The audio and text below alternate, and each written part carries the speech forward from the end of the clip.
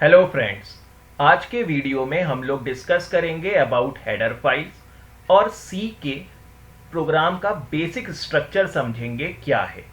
दोस्तों, इस टॉपिक को हम लोग चालू करें उससे पहले मैं आप लोगों को एक चीज़ बताना चाहता हूं। इस पॉइंट पर इन दोनों ही टॉपिक को समझना और समझाना थोड़ा सा मुश्किल है, क्योंकि इन चीज़ों को अगर हमें डिटेल में समझना है तो थोड़ी बहुत प्रोग्रामिंग हमें आनी चाहिए। लेकिन अभी तक हम लोगों ने मैक्सिमम थ्योरी पोर्शन कवर किया है, प्रोग्रामिंग अभी बहुत ज़्यादा हम लोगों ने डिस्कस नहीं करी है। लेकिन फिर भी प्रोग्रामिंग हम स्टार्ट कर सकें, इसके लिए हम थोड़ा सा डिस्कशन इन टॉपिक के बारे में यहाँ पर कर रहे हैं। लेकिन जैसे जैसे हम प्रोग्रामिंग में आगे बढ़ते चले जाएंगे, इन चीज़ों को मैं और मॉडिफाई करूँगा। वो सारी चीज़ें जो मैं अभी आपको समझाऊंगा थोड़ा सा मॉडिफाई करूँगा और ज़्यादा डिटेल में हम इन टॉपिक को समझते चले जाएंगे। ठीक है, तो स्टार्ट करते हैं सबसे पहले हेडर फाइल से। तो हेडर फाइल है क्या? तो सबसे पहले जब भी हम प्रोग्राम लिखते हैं, यहाँ टॉप पर मैं सबसे पहले एक लाइन लिखता हूँ #include stdio.h। लेकिन इस लाइन का मतलब मैंने आज तक आप लोगों को नहीं समझाया, तो आज के वीडियो में हम समझेंगे कि ये लाइन क्या है और मैं क्यों लिखता हूँ इस लाइन को। इसी चीज को हमने मार्क भी किया था कि दिस इज हेडर फाइल, ये एक हेडर फाइल है। अब ये है क्या, इसको समझते हैं। तो header files are files consist various C functions. These files are having .h extension. They are basically of two types: files that are written by programmer or file come with compiler. तो इस चीज को एक आसान सी भाषा में हम लोग समझते हैं। सबसे पहले तो मान लो कि अभी तक जितना भी हम लोगों ने डिस्कस किया है, मैंने आप लोगों से बोला कि आप लोगों को कंप्यूटर से कोई एक काम करवाना है और उस काम को करने के लिए कोई एक टास्क है जो आपको लेट्स से उस टास्क का नाम रख देते हैं ए टास्क है। तो इस टास्क को आपको 10 अलग अलग जगह पे प्रोग्रामिंग करते टाइम पर 10 अलग अलग जगह पर ये टास्क एग्जीक्यूट करवाना पड़ रहा है। उस काम को करने के लिए आपको ऐसा करना पड़ रहा है। तो कोई एक टास्क है ए टास्क, जिसे आपको प्रोग्राम में कहीं 10 जगह पर बार बार एग्जीक्यूट करवाना पड़ रहा है। ओके, और मान लो कि इस टास्क को करने के लिए, इस ए टास्क को करने के लिए आपको 100 लाइन का कोड लिखना पड़ता है। तो 100 लाइन का कोड एक बार अगर उस टास्क को कंप्लीट करना है तो लिखना पड़ेगा, और आपको उस प्रोग्राम में 10 अलग अलग जगह पर वो कोड वो टास्क एग्जीक्यूट करवाना है। तो 100 × 10 यानी 1000 लाइन का कोड तो आपको उस टास्क को करने में ही लग जाएगा। तो ये कहीं ना कहीं हमारे प्रोग्राम को कॉम्प्लिकेटेड बना देगा, हमारे प्रोग्राम की लेंथ कितनी बढ़ा देगा। अगर आपको ऐसे समझ में नहीं आ रहा तो हम एक एग्जांपल लेते हैं। लेट्स से मैं यहाँ पर टास्क बना देता हूँ, ये वो 100 लाइन का टास्क है और इस टास्क का नाम क्या है? टास्क ई, सॉरी। ओके, तो ये ए टास्क को मुझे 10 अलग अलग जगह पर एग्जीक्यूट करवाना है, और मान लीजिए इसकी लेंथ कितनी है? 100 लाइन का कोड है ये। तो अब 100 × 10 यानी 1000 लाइन का कोड तो मुझे सिर्फ लिखना पड़ेगा इस टास्क को एग्जीक्यूट करवाने के लिए। तो ये बहुत ज़्यादा कॉम्प्लिकेटेड है। हाँ, थोड़ा सा इसे आसान बनाया जा सकता था। कैसे? अगर मैं इस टास्क को किसी एक फाइल के अंदर सेव कर लेता, किसी एक फाइल के अंदर सेव कर लेता, और जब मैं अपना प्रोग्राम लिख रहा होता, जब मैं अपना मेन फंक्शन लिख रहा होता, अपना मेन प्रोग्राम लिख रहा होता, जिन भी 10 जगह पर मुझे इस टास्क की ज़रूरत है मैं वहाँ पर इसे कॉल कर सकता। मैंने यहाँ बोला कि कॉल करो किसको? ए टास्क को। यहाँ पर ज़रूरत है, यहाँ बोला कॉल करो किसको? ए टास्क को। यहाँ पर ज़रूरत है, यहाँ पर बोला कॉल करो किसको? ए टास्क को। तो जब भी मुझे इस कोड की ज़रूरत है मैं बस इसे क्या कर लूँ? कॉल कर लूँ, और मेरा कंपाइलर आए और इस पूरे कोड को एग्जीक्यूट करे। सॉरी, कंपाइलर कह रहा हूँ, मेरे कंट्रोल आए और पूरी इन 100 लाइन के कोड को एग्जीक्यूट करे, वापस इधर आ जाए, फिर अपना नेक्स्ट काम करे। फिर ए टास्क की ज़रूरत है, फिर मेरा कंट्रोल आए और फिर इसको एग्जीक्यूट करे, वापस इधर चला जाए, एंड सो ऑन। इस तरह से वो करता चला जाए। तो मुझे ये लाइन ऑफ कोड कितनी बार लिखना पड़ा? एक बार लिखना पड़ा, और इसे जितनी बार चाहूँ मैं क्या करवा सकता हूँ? कॉल करवा सकता हूँ। और कॉलिंग एक लाइन में हो जाती है। तो मेरा काम कितना सिंपल हो गया कि अब मुझे ये 100 लाइन का कोड बार बार लिखने की ज़रूरत नहीं है, सिर्फ एक बार लिख दिया और उसको जब भी ज़रूरत है मैं क्या कर रहा हूँ, कॉल कर रहा हूँ। यही है हेडर फाइल।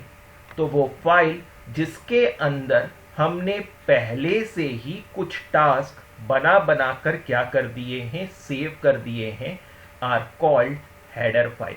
टास्क मैं यहाँ समझाने के लिए बोल रहा हूँ, एक्चुअल में ये टास्क को हमने एज अ फंक्शन बना बना कर क्या करा होगा, सेव करा होगा। अब ये फंक्शन क्या होते हैं हम आगे चलकर डिटेल में डिस्कस करेंगे, फिलहाल आप इसे अभी एक टास्क ही समझें। तो वो टास्क को मैंने बनाकर क्या कर दिया, इस फाइल के अंदर सेव कर दिया। और ऐसा एक टास्क नहीं, ऐसे बहुत सारे टास्क जो हमें लगता है हमारी प्रोग्रामिंग में हमें बहुत फ्रिक्वेंटली यूज होते रहते हैं, उन टास्क को मैंने बना बना कर क्या कर दिया है, फाइल के अंदर सेव कर दिया है। और उस फाइल को हम क्या बोलते हैं, हेडर फाइल। तो आई होप यहां तक आपको क्लियर होगा। अब हमने तो टास्क बनाकर किसके अंदर सेव कर दिया, एक फाइल के अंदर।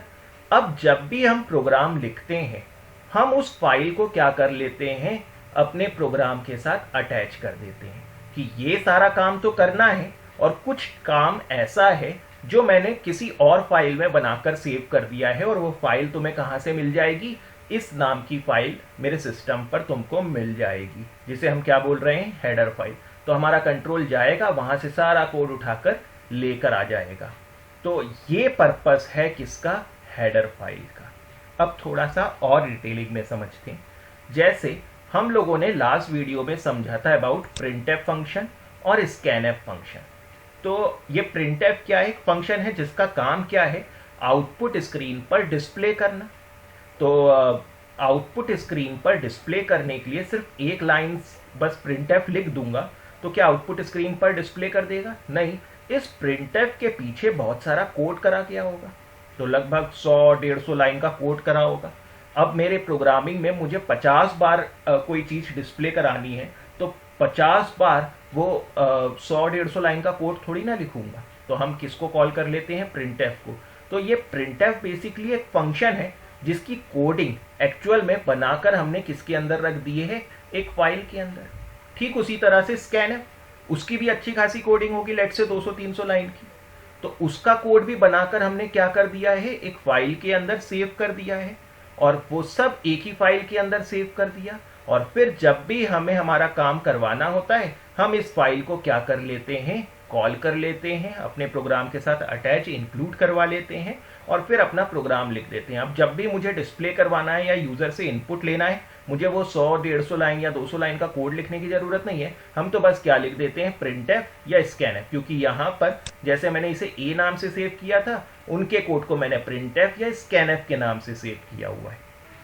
अब सवाल आता है, क्या हमारे पास सिर्फ एक हेडर फाइल है जिसके अंदर हमने सारे के सारे कोड को बना बना कर सेव कर दिया है? तो आंसर है नहीं। हाँ, ये सच है कि ऐसे बहुत सारे कोड हैं जो फ्रिक्वेंटली हमें यूज होते रहते हैं। तो वो सारे कोड जो हमें फ्रिक्वेंटली यूज होते रहते हैं वो सब हमने पहले से ही बनाकर क्या कर दिए हैं, हेडर फाइल के अंदर सेव कर दिए हैं। और हमने बना के सेव किए हैं मतलब कि जिसने ये कंपाइलर बनाया है साथ में वो कोडिंग भी करके हमारे फाइल्स के अंदर क्या कर दिए हैं, सेव कर दिए हैं। लेकिन ऐसी सिर्फ एक ही फाइल के अंदर सेव नहीं किया, उन्होंने बहुत सारी अलग अलग फाइल बनाई और उसके अंदर उससे रिलेवेंट कोड को क्या किया है, सेव किया है। एग्जाम्पल के तौर पर इनपुट आउटपुट से रिलेवेंट जितना भी कोड है, like printf function, scanf function, और भी आगे चलकर हम फंक्शंस डिस्कस करेंगे, ये सब बनाकर उन्होंने किसके अंदर सेव कर दिए, stdio.h नाम की हेडर फाइल के अंदर। मैथमेटिक्स ऑपरेशन जब हम परफॉर्म करेंगे, हमने तो कुछ ऑपरेटर्स डिस्कस किए थे like plus minus, multiplication, division, mod operation, और भी बहुत सारे ऑपरेटर डिस्कस किए थे। लेकिन क्या सिर्फ इतने ही ऑपरेशन होते हैं? हम लोगों ने मैथ्स पढ़ी हुई है, स्क्वायर रूट निकालना, क्यूब रूट निकालना, टेंजेंट, कोसाइन की वैल्यू, इस तरह के बहुत सारे ऑपरेशंस हैं जो अगर हम एक साइंटिफिक ऑपरेशंस परफॉर्म कर रहे हैं तो बहुत फ्रिक्वेंटली यूज होते चले जाएंगे। तो अब बार बार इनकी कोडिंग ना करनी पड़े, तो ये सारी चीजें एज अ फंक्शन बना बनाकर हमने क्या कर दी, एक फाइल के अंदर सेव कर दी और उस फाइल का नाम क्या दे दिया है, math.h। इसी तरह से अगर मुझे मेरे प्रोग्राम में एनिमेशंस की ज़रूरत होती है, ग्राफिक्स की ज़रूरत होती है, कहीं पर कोई कलर शो करना है, कोई इमेज शो करनी है, तो उससे रिलेवेंट जितने भी कोड हैं वो सब हमने बना बनाकर किसके अंदर सेव कर दिए, ग्राफिक्स के अंदर। आगे चलकर हम स्ट्रिंग पढ़ेंगे, स्ट्रिंग के ऊपर कोई भी मैनिपुलेशंस हमें अगर परफॉर्म करनी है तो उससे रिलेवेंट जितना भी कोड है हमने बना बनाकर किसके अंदर सेव कर दिया, string.h हेडर फाइल के अंदर। तो इस तरह से सिर्फ यही हेडर फाइल नहीं है, ऐसी और भी बहुत सारी हेडर फाइल है, तो वो सारी हेडर फाइल हम लोग डिस्कस करेंगे जैसे जैसे हम प्रोग्रामिंग में आगे बढ़ते चले जाएंगे। तो इस तरह से जिस भी तरह के कोड की हमें ज़रूरत है उस तरह के कोड को हमने उससे रिलेवेंट फाइल के अंदर सेव कर दिया है। तो यहाँ से एक और सवाल आता है, क्यों अलग अलग फाइल में सेव किया, एक ही फाइल में सेव कर देते, एक ही नाम याद रखना पड़ता। लेकिन ऐसा नहीं। मान लो होगा क्या एक्चुअल में, जब हम हमारे प्रोग्राम को एग्जीक्यूशन पर लेकर आते हैं तो ये जो हेडर फाइल है इसके अंदर का पूरा कोड लोड हो जाता है किसके साथ, हमारे प्रोग्राम के साथ। अब मान लो कि मैंने दुनिया भर के जो कोड हैं वो एक ही फाइल में सेव कर दिया। अब एक कोड तो है नहीं, लाखों करोड़ों ऐसे फंक्शंस हैं जो बना बनाकर पहले से ही हमारे पास क्या है, सेव। अब अगर मान लो ये सब एक ही फाइल में सेव कर दिए होते, अब मान लो मैंने बोला कि मैं किसी ए नाम के फंक्शन को कॉल कर रहा हूं, तो वो उन लाखों फंक्शन के बीच में ए फंक्शन को क्या करेगा, सर्च करेगा। तो इसमें कितना टाइम लगेगा और हमारा कंपाइलर कितना स्लो हो जाएगा। तो इसीलिए हमारे कंपाइलर की स्पीड स्लो ना हो, हमारा एग्जीक्यूशन स्लो ना हो, हमने इसे एक फाइल में सेव नहीं किया, हमने इसे डिफरेंट फाइल्स के अंदर सेव किया। अब जरूरी नहीं है कि जब आप अपना प्रोग्राम बना रहे हो आपको मैथमेटिक ऑपरेशंस की भी जरूरत है, ग्राफिक्स की भी जरूरत है, आपको स्ट्रिंग की भी जरूरत है, आपको इनपुट आउटपुट की भी जरूरत है। ऐसा बिल्कुल भी जरूरत है। हो सकता है आपको सिर्फ इनपुट आउटपुट और ग्राफिक्स से रिलेवेंट चीज़ों की ज़रूरत हो, तो हम सिर्फ इनपुट आउटपुट और ग्राफिक्स वाली फाइल को ही अपने प्रोग्राम के साथ क्या करेंगे, अटैच करेंगे। अगर मुझे सिर्फ मैथमेटिक ऑपरेशंस की ज़रूरत है तो हम सिर्फ math.h को इंक्लूड करेंगे, या जिस भी चीज़ की ज़रूरत है सिर्फ उन्हीं फाइल को अपने प्रोग्राम के साथ क्या करेंगे, अटैच करेंगे। तो बाकी फाइल्स को अटैच नहीं करेंगे, यानी उन कोड्स पर वो सर्च नहीं करेगा। तो ये फ़ायदा है किसका, हेडर फाइल का। तो वो सारे कोड जो बहुत फ्रिक्वेंटली हमें हमारी प्रोग्रामिंग में यूज़ होते रहते हैं, वो सारे कोड पहले से ही बनाकर हमने हेडर फाइल के अंदर सेव किए हुए हैं, और जिस फाइल के अंदर सेव किए हैं उस फाइल को हम क्या बोलते हैं, हेडर फाइल। अब ये हेडर फाइल भी दो तरह की हो सकती है, या तो ये कंपाइलर के साथ पहले से बनी बनाई आई होंगी, जैसे कि ये सब जो नाम लिखे हुए हैं कि कंपाइलर के साथ आपको पहले से मिलती हैं, जिसके अंदर के कोड ऑलरेडी कंपाइलर डिजाइन करने वाले ने पहले से ही बना बनाकर हमें दिए हुए हैं। या आप भी एज अ प्रोग्रामर खुद की हेडर फाइल तैयार कर सकते हो। ऐसे फंक्शन, जब आप एक बड़े प्रोजेक्ट पे काम करते हो तो बहुत सारे ऐसे फंक्शंस आपके पास होते हैं जो आपको बार बार यूज होते रहते हैं आपके प्रोजेक्ट में, तो आप पहले से ही उन्हें बना बनाकर अपनी खुद की हेडर फाइल में क्या कर सकते हो, सेव कर सकते हो। और जब भी कभी उस प्रोजेक्ट में या किसी और प्रोजेक्ट में आपको ज़रूरत होगी, आप उन हेडर फाइल्स को क्या करा सकते हो, कॉल करा सकते हो। ओके, तो अब ये हेडर फाइल हमारे प्रोग्राम के साथ अटैच कैसे करें, तो इसका एक सिंटैक्स है। जब भी हमें किसी हेडर फाइल को अटैच करना होता है हमारे प्रोग्राम के साथ, हम लिखते हैं #include और एंगुलर ब्रैकेट के अंदर उस फाइल का नाम लिख देते हैं जिस भी फाइल को हमें क्या कराना है, अटैच।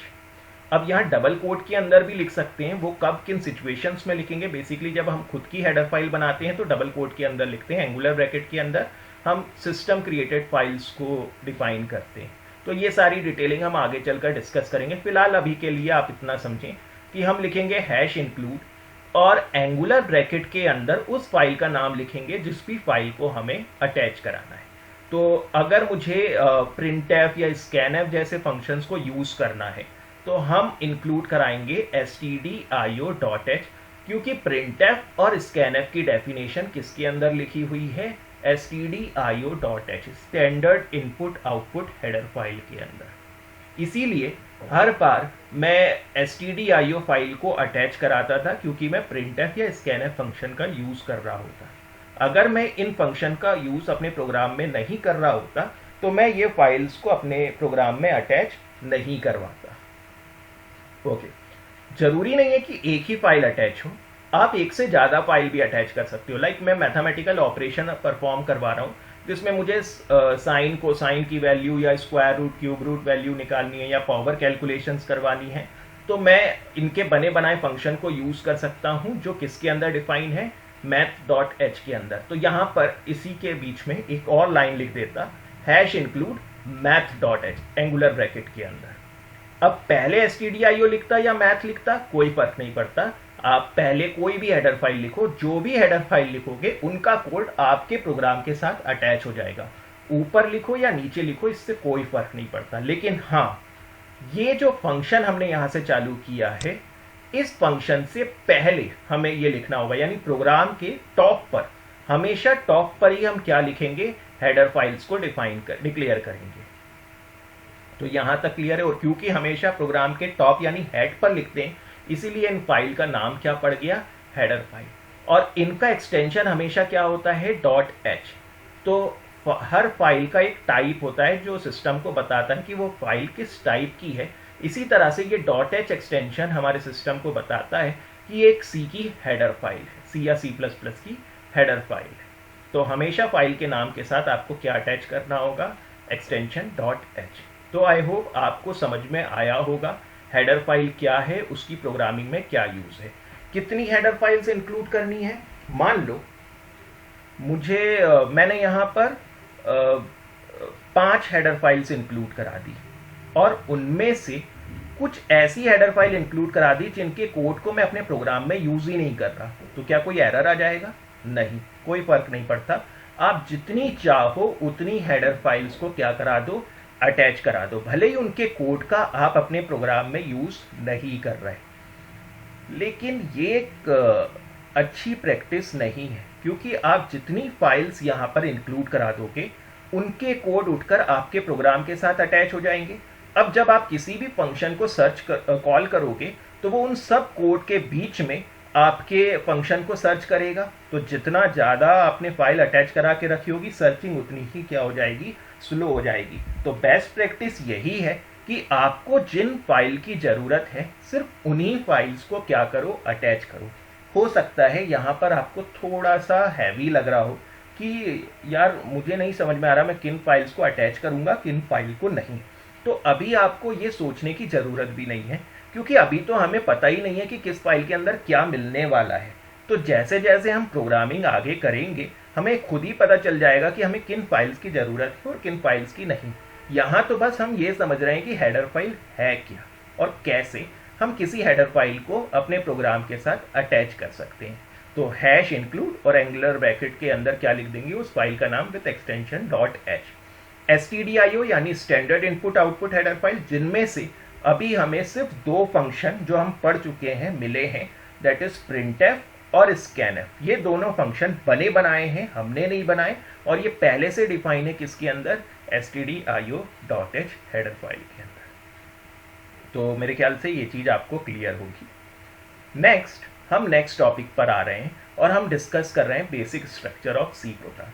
तो एक प्रोग्राम को बनाने के लिए ऑलमोस्ट जितनी चीज़ें हमें समझनी थी वो सब हम समझ चुके हैं। लास्ट हम लोग डिस्कस कर रहे हैं अबाउट सी प्रोग्राम का स्ट्रक्चर दिखता किस तरीके से। आई मीन जब भी मुझे कोई कोड करना है तो वो कोडिंग मैं कैसे करूँगा। तो अगेन एग्जैक्ट स्ट्रक्चर ये नहीं है, इस स्ट्रक्चर को मैं आगे चलकर बहुत बार मॉडिफाई करूँगा। तो वो क्यों करूँगा और उनकी क्या ज़रूरत होगी वो तो उसी पॉइंट पर समझ में आएगा जब हम वो टॉपिक पढ़ रहे होंगे। लेकिन अभी के लिए ये मान के चलें, जब तक हम वो टॉपिक, या मैं ऐसे बोलूँ आगे चलकर हम एक टॉपिक पढ़ेंगे फंक्शन, जब तक हम वो टॉपिक नहीं पढ़ लेते तब तक मान के चले हमारे प्रोग्राम का स्ट्रक्चर कुछ इस तरह से होगा। हम सबसे पहले टॉप पर हेडर फाइल्स को इंक्लूड कराएंगे, जितनी भी हेडर फाइल्स की हमें ज़रूरत है, और वो कैसे पता चलेगा, जब हम प्रोग्रामिंग करेंगे हमें खुद पता चल जाएगा। फिर हम लिखेंगे void space main, circular bracket open करेंगे, सर्कुलर ब्रैकेट क्लोज करेंगे, करली ब्रेसेस ओपन करेंगे, करली ब्रेसेस क्लोज करेंगे, और इसके बीच पर जो भी काम हमें हमारे कंप्यूटर से करवाना है वो कोड हम यहाँ पर लिख देंगे। जो भी काम हम चाहते हैं हमारा कंप्यूटर हमारे लिए करके दे, वो टास्क हम यहाँ पर कोड के फॉर्म में लिख देंगे, सी के कोड के फॉर्म में हम लिख देंगे। और हमारा कंप्यूटर हमें करके दे देगा। ये वॉइड एक रिटर्न टाइप है और मेन एक फंक्शन है। तो अगेन ये फंक्शन क्या होता है, अगर मैं अभी समझाऊंगा तो बहुत ज़्यादा कंफ्यूजन क्रिएट हो जाएगा। तो आगे चलकर हम एक टॉपिक पढ़ेंगे फंक्शन, तो वहाँ पर हम डिस्कस करेंगे कि ये मेन फंक्शन क्या है। तो बेसिकली अगर बहुत शॉर्ट में अगर हम डिस्कस करें तो हमारे प्रोग्राम में सिर्फ एक नहीं, एक से ज़्यादा और भी फंक्शन हो सकते हैं, लेकिन उनमें से एक स्पेशल फंक्शन होता है मेन फंक्शन, जहाँ से हमारा एक्चुअल में एग्जीक्यूशन चालू होता है, स्टार्टिंग पॉइंट जिसे कहते हैं कि अगर बहुत सारी चीज़ें तो हमें स्टार्ट कहाँ से करना है। तो हमारा कोड हमेशा कहाँ से चालू होता है, मेन से, और जो कुछ भी इसके अंदर लिखा होता है उसको एग्जीक्यूट करता है। तो अगेन हम ज़्यादा अभी डिटेलिंग पे नहीं जाते क्योंकि वो कंफ्यूजन क्रिएट करेगा। आप तो बस जब तक हम फंक्शन टॉपिक नहीं पढ़ लेते ये मान के चलें हम हर बार लिखेंगे void space main, circular bracket open करेंगे, सर्कुलर ब्रैकेट क्लोज करेंगे और करली ब्रेसेस के अंदर वो सब लिख देंगे जो भी हमें कंप्यूटर से करवाना है। तो जब तक हम वो कोडिंग नहीं पढ़ लेते, फंक्शन नहीं पढ़ लेते, हम इसके बारे में ही डिस्कस करेंगे कि इसके अंदर लिखते किस तरीके से, और फिर इस फंक्शन के ऊपर हम आएंगे। वॉइड एक रिटर्न टाइप है जो बताता है कि हमारा फंक्शन किस तरह की वैल्यू रिटर्न करेगा। तो अभी फिलहाल हमारा फंक्शन कुछ भी रिटर्न नहीं कर रहा है, इसलिए मैंने वॉइड लिखा है। वॉइड का मतलब होता है नल। यहाँ हम इंट भी लिख सकते हैं। आप में से अगर किसी ने कोई प्रोग्राम देखे होंगे तो हो सकता है यहाँ पर इंट लिखा हो, तो वो क्यों लिखा है, क्या लिखा है, वो सब हम डिस्कस करेंगे आगे। तो मेरे ख्याल से यहाँ तक आप लोगों को क्लियर होगा कि हेडर फाइल्स क्या होता है, उनकी क्या ज़रूरत है हमारे प्रोग्राम में, और जब भी हमें कोई प्रोग्राम बनाना है तो उस प्रोग्राम का स्ट्रक्चर क्या होने वाला है। अंत में मैं आप लोगों से एक बार फिर रिक्वेस्ट करूँगा, अगर आपको मेरा ये वीडियो पसंद आया हो तो प्लीज़ इसके नीचे एक लाइक का बटन होगा, उस पर आप क्लिक करें। आपने अगर मेरे चैनल को अभी तक सब्सक्राइब नहीं किया है तो आप जाएं यूट्यूब में, सर्च करें कोडिंग की पाठशाला, आपको मेरा चैनल मिल जाएगा। सब्सक्राइब बटन पर क्लिक करें, बेल आइकन पर क्लिक करें ताकि आने वाले वीडियोस के नोटिफिकेशन आप तक पहुंच सकें। और अगर आप मेरी मदद करना चाहते हैं तो अपने सोशल मीडिया अकाउंट पर, व्हाट्सएप ग्रुप पे, जहां पर भी आपको लगता है कि आप और आपके ऐसे दोस्त हैं जो इस तरह की प्रोग्रामिंग में इंटरेस्टेड होंगे, उन तक ये लिंक आप ज़रूर पहुंचाएं ताकि वो भी इससे जुड़ें और प्रोग्रामिंग को बेहतर तरीके से समझ सकें।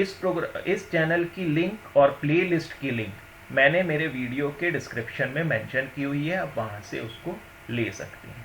मेरे जितने भी वीडियोस हैं आपको मेरे चैनल की प्लेलिस्ट पे मिल जाएंगे। यहाँ पर अभी तक मैंने 11 वीडियोस बनाए हैं, वो आपको मिल जाएंगे। ये 12वां वीडियो है, और भी जितने वीडियोस बनेंगे वो सब आपको इस प्लेलिस्ट के अंदर मिलते चले जाएंगे। तो चलिए आज के वीडियो में बस इतना ही डिस्कस कर रहे हैं, नेक्स्ट वीडियो में मिलते हैं। Till then bye.